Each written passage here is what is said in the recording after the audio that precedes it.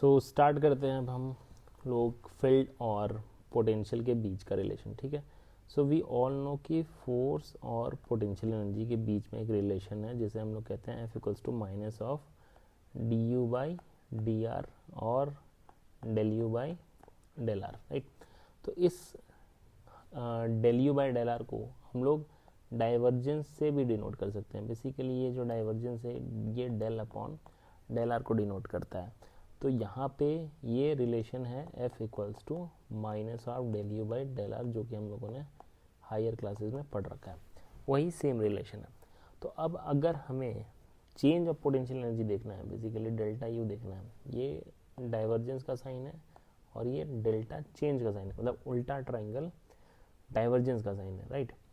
तो यहाँ पे चेंज ऑफ पोटेंशियल एनर्जी अगर हमें निकालना है तो वो minus of F dot D R के बराबर होगा, ठीक। और अगर हम लोग इसे यूनिट मास या यूनिट चार्ज से डिवाइड कर देते हैं तो बेसिकली हमारे पास एक और रिलेशन निकल कर आता है, और वो रिलेशन आता है फील्ड का।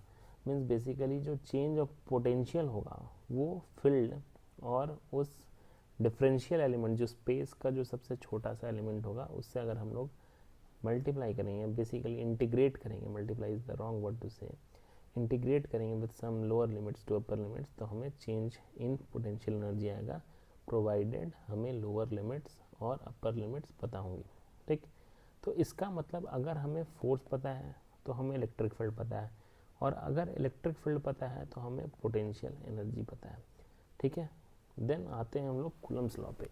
What is Coulomb's law? तो बेसिकली कूलम्स लॉ क्या है, जैसे दो चार्जेस हैं, अगर इस ओरिजिन से हम लोग डिनोट करते हैं चार्ज Q1 को as R1 and charge Q2 as R2, right. Q1 को हमने R1 से डिनोट किया, Q2 को R2 से डिनोट किया। तो वेक्टर लॉ के अकॉर्डिंग अगर इसे हम लोग कुछ भी रैंडम वेरिएबल मान लेते हैं R, जो इनके बीच का डिस्टेंस है, तो अगर हम लोग R1 प्लस R लिखते हैं तो it should be equal to R2, right. और यहाँ से R जो है वो R2 माइनस R1 के बराबर आ जाएगा, राइट। अब जो फोर्स लग रहा होगा उनके बीच, जो दो चार्जेस के बीच में फोर्स लगता है, वो फोर्स क्या लगता है? वो बेसिकली लगता है 1/4πε0 Q1 Q2 upon R square. तो ये R क्या है? ये R है दिस R, जो डिस्टेंस दो चार्जेस के बीच में है, ठीक। और ये यहाँ पे E क्या है? ये है बेसिकली परमिटिविटी। अब परमिटिविटी जो है ये बेसिकली ई नॉट के टाइम्स है। जो के है वो बेसिकली डाइलेक्ट्रिक कांस्टेंट होता है, या रिलेटिव परमिटिविटी कहते हैं हम लोग, ठीक है। मतलब कि ई नॉट जो है वो बेसिकली परमिटिविटी ऑफ एयर है, वो भी हमारा परमिटिविटी ही है, लेकिन वो कौन सा परमिटिविटी है? परमिटिविटी ऑफ एयर, राइट, ठीक है। तो हमारे पास जो फॉर्मूला बनकर आता है वो आता है F equals to 1/4πε0 Q1 Q2 by R square in case of air.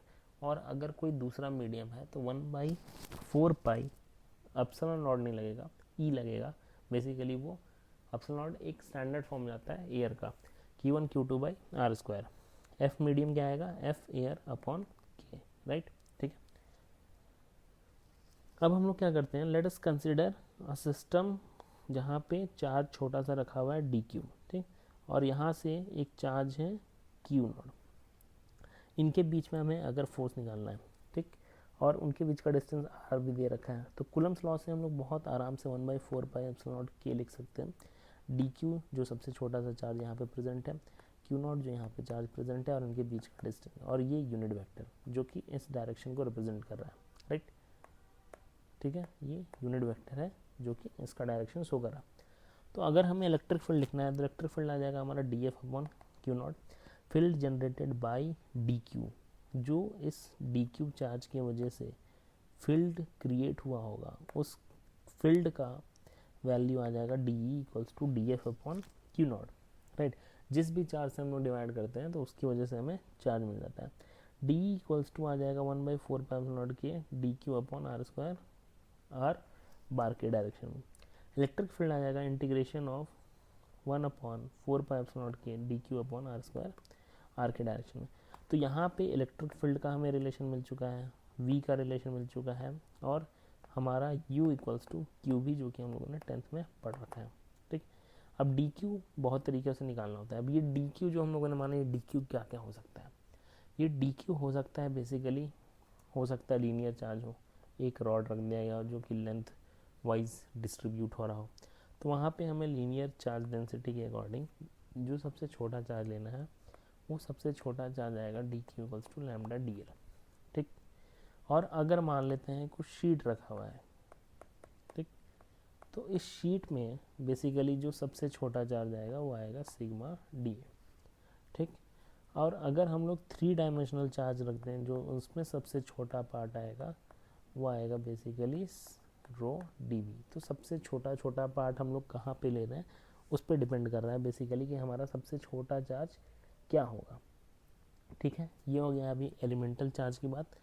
अब देखते हैं कि r cap upon r square basically क्या बता रहा है। तो r cap upon r square basically हमें बता रहा है या तो वेक्टर के डायरेक्शन का आर अपॉन आर क्यूब, या minus of divergence of 1/r। अब इसका ज़रूरत क्या है, बेसिकली हमारा जो इलेक्ट्रिक फील्ड आएगा वो आएगा 1/4 q d q upon r square, साथ में आर कैप। तो इसे हम basically minus of divergence 1/r लिख सकते हैं। तो हम लोग डाइवर्जेंस को बाहर कर देंगे, 1/4 के को डी क्यू अपॉन आर लिख देंगे, जो कि वही रिलेशन आता है हमारा D equals to minus of delta V. तो ये रिलेशन हमारा प्रूफ हो गया, ठीक है। तो आज के लिए यहीं एंड करते हैं, नेक्स्ट पेजेस नेक्स्ट वीडियोस के साथ आएंगे।